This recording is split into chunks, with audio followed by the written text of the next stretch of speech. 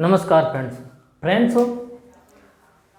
आज हम समझते हैं कि प्रतिरोधों का संयोजन किस प्रकार से किया जाता है। दोस्तों, ये क्लास 10th के बच्चों के लिए अक्सर एग्जाम में पूछा जाता है कि प्रतिरोधों का संयोजन किस प्रकार से करते हैं। तो दोस्तों, पहले समझते हैं कि प्रतिरोधों का संयोजन किस प्रकार से किया जाता है। फ्रेंड्स, प्रतिरोधों का संयोजन जो है वो दो प्रकार से किया जाता है। पहला श्रेणी क्रम संयोजन और दूसरा जो होता है वो होता है समांतर क्रम संयोजन। श्रेणी क्रम संयोजन पहला हम लेते हैं, श्रेणी क्रम संयोजन। और श्रेणी क्रम संयोजन में प्रतिरोधों को किस प्रकार से जोड़ते हैं दोस्तों, यहाँ पर ये फिगर के अनुसार दिखाया गया है कि प्रतिरोधों को इस प्रकार से श्रेणी क्रम संयोजन में जोड़ते हैं। श्रेणी क्रम संयोजन में क्या होता है, जितने भी प्रतिरोध लेना है, पहले प्रतिरोध को बिंदु ए से और पहले प्रतिरोध के दूसरे सिरे को बिंदु बी और बिंदु बी से दूसरे प्रतिरोध के पहले सिरे को जोड़ देते हैं। इसी प्रकार दूसरे प्रतिरोध के दूसरे सिरे को और तीसरे प्रतिरोध के पहले सिरों को आपस में बिंदु सी से जोड़ देते हैं तथा तीसरे प्रतिरोध के दूसरे सिरे को बिंदु डी से जोड़ देते हैं और बिंदु ए को बैटरी के प्लस पॉइंट और बिंदु डी को बैटरी के माइनस पॉइंट से जोड़ देते हैं। तो दोस्तों, इस प्रकार से प्रतिरोधों का संयोजन किया जाता है। ये श्रेणी क्रम संयोजन है। एक चीज आप समझ लीजिए दोस्तों कि श्रेणी क्रम संयोजन में निश्चित क्या होता है। श्रेणी क्रम संयोजन में धारा सदैव निश्चित होती है, धारा का मान कभी नहीं परिवर्तित होता है। अगर यहाँ बैटरी से धारा आई प्रवाहित की जा रही है तो श्रेणी क्रम संयोजन में सभी प्रतिरोधों पर धारा आई ही प्रवाहित होगी। परंतु दोस्तों, विभव जो है वो असमान होता है। क्या होता है विभव? जब धारा प्रवाहित करते हैं तो जो विभव के रास्ते पर पहला प्रतिरोध पड़ता है उसमें विभव का मान अधिक होता है और जैसे जैसे आगे बढ़ता जाता है विभव का मान घटता जाता है। इस प्रकार से इन सभी प्रतिरोधों में जो विभव होता है उनका मान अलग अलग हो जाता है। तो दोस्तों, आइए अब हम श्रेणी क्रम संयोजन में जुड़े प्रतिरोधों का परिणामी प्रतिरोध प्राप्त करते हैं। तो दोस्तों, पहले ये जो फिगर बना हुआ है इसी के अनुसार जिस प्रकार से हम प्रतिरोधों को जोड़ते हैं उसे उसी प्रकार से लिख लेते हैं। किस प्रकार से? माना तीन प्रतिरोध R1, R2, R3, ये तीन प्रतिरोध हैं। इनको श्रेणी क्रम में जोड़ा गया है।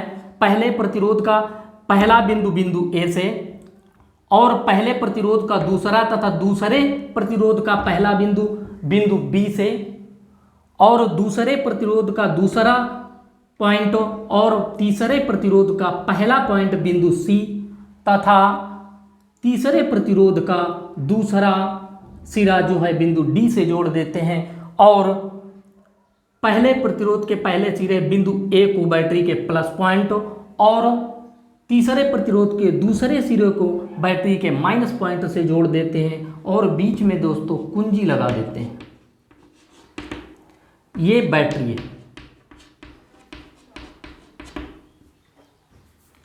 अब क्या करते हैं कि यहां पर श्रेणी क्रम संयोजन में विभवांतर सभी प्रतिरोधों पर अलग अलग प्रवाहित होता है। किस प्रकार से? प्रतिरोध R1 पर विभवांतर V1 और प्रतिरोध R2 पर विभवांतर V2 और प्रतिरोध R3 पर विभवांतर V3 प्रवाहित होता है। अब दोस्तों, धारा के लिए हम आपको बता चुके हैं कि श्रेणी क्रम संयोजन में धारा कभी परिवर्तित नहीं होती है। जो धारा यहाँ से प्रवाहित होती है वही धारा तीनों प्रतिरोधों में होती हुई वापस आ जाती है। अर्थात तो प्रथम प्रतिरोध में धारा I1, दूसरे प्रतिरोध में भी धारा I और तीसरे प्रतिरोध में धारा I, अर्थात इन तीनों प्रतिरोधों में ये धारा I ही प्रवाहित होती है। तो दोस्तों मान लेते हैं कि माना इन तीनों प्रतिरोधों का परिणामी प्रतिरोध R और विभवांतर जो इस बैटरी से प्रवाहित विभवांतर है या विभव है वो कुल विभव V और धारा जो प्रवाहित हो रही है वो धारा I। अब क्या होता है, ओम के नियमानुसार दोस्तों पहले निकालते हैं कुल विभव।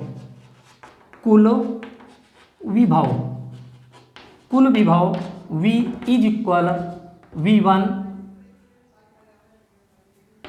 प्लस V2 प्लस V3, इस प्रकार से। अब ओम के नियमानुसार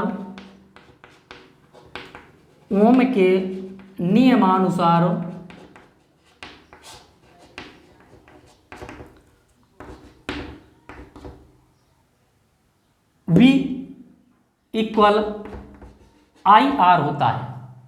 ओम के नियमानुसार विभवांतर V इक्वल IR। अब क्या करते हैं, इन तीनों प्रतिरोधों के लिए V1 I R1 धारा परिवर्तित नहीं होना है, V2 I R2 दूसरे प्रतिरोध के लिए हो गया और V3 I R3, इस प्रकार से। अब क्या करते हैं, इसको डाल देते हैं समीकरण नंबर फर्स्ट। यहाँ पर लिखते हैं V1 कामा V2 और V3 के मान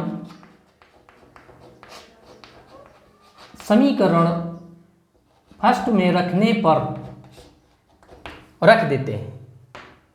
V equal I R1, V2 की जगह में I R2 और V3 के स्थान पर I R3, ये रख देते हैं।